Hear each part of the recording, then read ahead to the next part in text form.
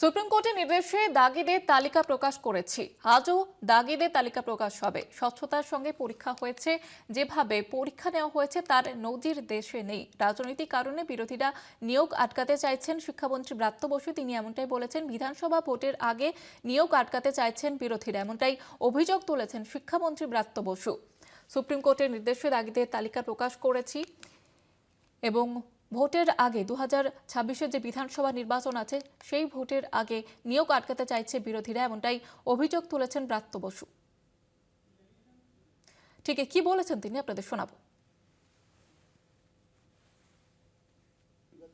চেষ্টা চালাবেই যাতে তৃণমূল কংগ্রেসের সরকার, মাননীয় মুখ্যমন্ত্রী মমতা বন্দ্যোপাধ্যায় সরকার যাতে নিয়োগটা করতে না পারে, সেটা বিরোধীদের দিক থেকে যারা চেষ্টা করছেন সেটা বিরোধীদের কাজ।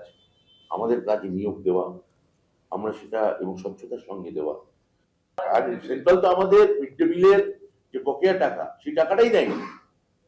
আগে ডাল ভাতের টাকাটা দিক, এটা তো মুখ্যমন্ত্রী তার কোষাগার থেকে টাকা দিচ্ছে। ডাল ভাতের টাকাই কেন্দ্রীয় সরকার দেননি, তবে তো ডিমের টাকা। আমার মনে হয় না যে ডিম টাকা দেওয়ার ব্যাপারে কেন্দ্রীয় সরকার খুব দেবেন, কারণ ওরা তো গোটা ভারতবর্ষ জুড়ে নিরামিষ খাওয়াতে চাইছে। মামলা সবাই জবাব হবে। এখন আমি মনে করি না যে মানে বিচারক ভেদে বা কোর্ট ভেদে আইন পাল্টায়, যদি না কোনো বিচারকের নির্দিষ্ট রাজনৈতিক পক্ষপাত এবং অভিসন্ধি থাকে। আমাদের রাজ্যে এই ধরনের রাজনৈতিক পক্ষপাত বা বায়াস বা অভিসন্ধি বা রাজনৈতিক কোনো উদ্দেশ্য আমরা কারো কারো ক্ষেত্রে দেখেছি, এটা পরবর্তী ক্ষেত্রে প্রমাণিত হয়েছে। কিন্তু সেটা আপনারা যেটা বলছেন যে সব বিচারপতির ক্ষেত্রে প্রযোজ্য, আমার এটা একেবারেই মনে হয় না। আর এই নিয়ে রাজনৈতিক মহলের কি প্রতিক্রিয়া আপনাদের শোনাবো। তো সাধারণ বোধ বুদ্ধি আছে বলে মনে হলো না আমার। বিরোধীরা আটকাবে কি করে? বিরোধীরা কি মামলা করছেন নাকি? মামলা করছেন চাকুরি প্রার্থীরা যারা বঞ্চিত হয়েছেন, তাদের আইনজীবী হতে পারেন যারা বিরোধী রাজনৈতিক মতাদর্শে বিশ্বাস করেন। বিরোধীরা আটকাচ্ছেন না, আটকাচ্ছেন যারা বঞ্চিত হয়েছেন ব্রাত্যবাবু এবং তৃণমূল কংগ্রেসের অপকর্মের ফলে। তারা বিক্ষুব্ধ, তারা আদালতে আসছেন এবং আদালতে এসে ব্রাত্যবাবুরা যথাযোগ্য উত্তর দিতে পারছেন না। কোনো আদালতই নিয়োগ আটকাতে চায় না যদি দেখেন যে নিয়োগটা নিয়ম মেনে স্বচ্ছতার সঙ্গে হয়েছে। এতদিন পর্যন্ত ওরা দাগি লিস্ট বার করেননি কেন? কবে থেকে তো অর্ডার হয়ে গেছে, আজ পর্যন্ত কেন ওই সমস্ত যারা সরাসরি তৃণমূল কংগ্রেসের সঙ্গে আতাত করে টাকা দিয়ে চাকরি পেয়েছে বিভিন্ন কারণে, যা হাইকোর্ট এবং সুপ্রিম কোর্ট বলেছে, তাদের থেকে টাকা উদ্ধারের উদ্যোগ নেননি কেন? কোর্টের নির্দেশ ছিল, সেগুলোকে পালন করেননি কেন? সেটাও কি বিরোধীরা আটকে দিয়েছিল ওদের পায়ে? প্রেস কনফারেন্স করে যুক্তিহীন অর্থহীন প্রলাপ বকা যায়, মন্ত্রী হলে এই সুবিধাগুলো আছে। বিশেষ করে এই রাজ্যের মন্ত্রীদের প্রলাপ বকার একটা প্রবণতা আছেই, সুতরাং এটাকে আমি প্রলাপ ছাড়া অন্য কিছু ভাবতে পারছি না। ব্রাত্য বসু যে বক্তব্যটা বলেছে তাতে প্রকারান্তরে বিচার ব্যবস্থা এবং বিচারকের ওপর উনি ঘুরিয়ে আরোপ লাগিয়েছেন।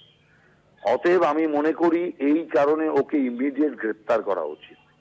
সুপ্রিম কোর্ট যে নিয়ম বলে দিয়েছিল, যেভাবে পরীক্ষার কথা বলেছিল, সেইভাবে কেন পরীক্ষা না করে এসএসসি কে দিয়ে জোর করিয়ে পরীক্ষার যে কায়দা সেটাকে পরিবর্তন কেন করা হলো? তার কারণ হচ্ছে, যদি সুপ্রিম কোর্টের রায়ের মতো যদি পরীক্ষা হতো, তাহলে যে সমস্ত শিক্ষকদের কাছ থেকে, অযোগ্যদের কাছ থেকে তৃণমূল কংগ্রেস পয়সা নিয়ে চাকরি দিয়েছিল, তারা একটাও চাকরি পেত না। আর সেই জিনিসটাকে গুলিয়ে দেওয়ার জন্য তৃণমূল কংগ্রেস এই কায়দাটা করেছে, জানে এটা নিয়ে কেস হবে, আর এই কেস হলে এই কেসে এই বিষয়টা একদম নষ্ট হয়ে যাবে। আর নষ্ট হয়ে যাওয়ার পর সুপ্রিম কোর্ট বাতিল করে দেওয়ার পরে তারপরে যে আবার পরবর্তী স্কোপ আসবে, তা আস্তে আস্তে ইলেকশন পার হয়ে যাবে। আর ইলেকশন পার হয়ে গেলে, ওদের বিদায় হয়ে গেলে, আর ওদের কোনো আর টিকি কেউ খুঁজে পাবে না। আর যদি ওদের সরকার হয়, তখন লাঠি মেরে যে সমস্ত লোকেদের থেকে টাকা নিয়েছে তাদেরকে হটিয়ে দেবে। এই তো হচ্ছে পরিকল্পনা।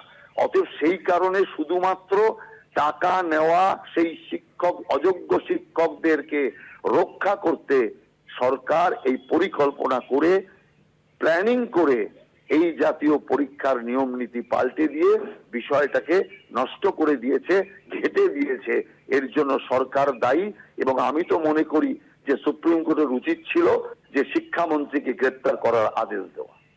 পশ্চিমবঙ্গে একটা বাচ্চা যে রাজনীতির বোঝে না, তাকে জিজ্ঞাসা করলেও বলবে যে তৃণমূলের আমলে শিক্ষা দপ্তরে বসে থেকে পরিকল্পিতভাবে সুপরিকল্পিতভাবে চাকরি চুরি হয়েছে, টাকার বিনিময়ে চাকরি বেচা হয়েছে। নিচুতলা থেকে উপরতলা পর্যন্ত মাকড়সার জালের মতো চাকরি বিক্রি করেছে তৃণমূল সরকারের আমলে, এবং সেটা শিক্ষা দপ্তরের মধ্য থেকেই হয়েছে। এই টাকার ভাগ ওপর পর্যন্ত গেছে। তো এখন শাক দিয়ে তো মাছ ঢাকা যাবে না। মাননীয় ব্রাত্যবাবু যতই বলুন, পশ্চিমবঙ্গের মানুষ এটা বিশ্বাস করে না। আদালতকে দোষারোপ করে তো লাভ নেই। আর বিরোধীদের দোষারোপ করছেন। বিরোধীরা কি চুরি করতে বলেছিল? না, বিরোধীরা বলেছিল। বিরোধীরা যে সমস্ত দুর্নীতি চালিয়ে, দুর্নীতিটা থাকবে? দুর্নীতির বিরুদ্ধে বলা যাবে না পশ্চিমবঙ্গে, চুরির বিরুদ্ধে বলা যাবে না, লুটপাটের বিরুদ্ধে বিরোধীরা বললে বিরোধীরা খারাপ। এটা হচ্ছে পশ্চিমবঙ্গের তৃণমূল কংগ্রেসের সরকারের চরিত্র।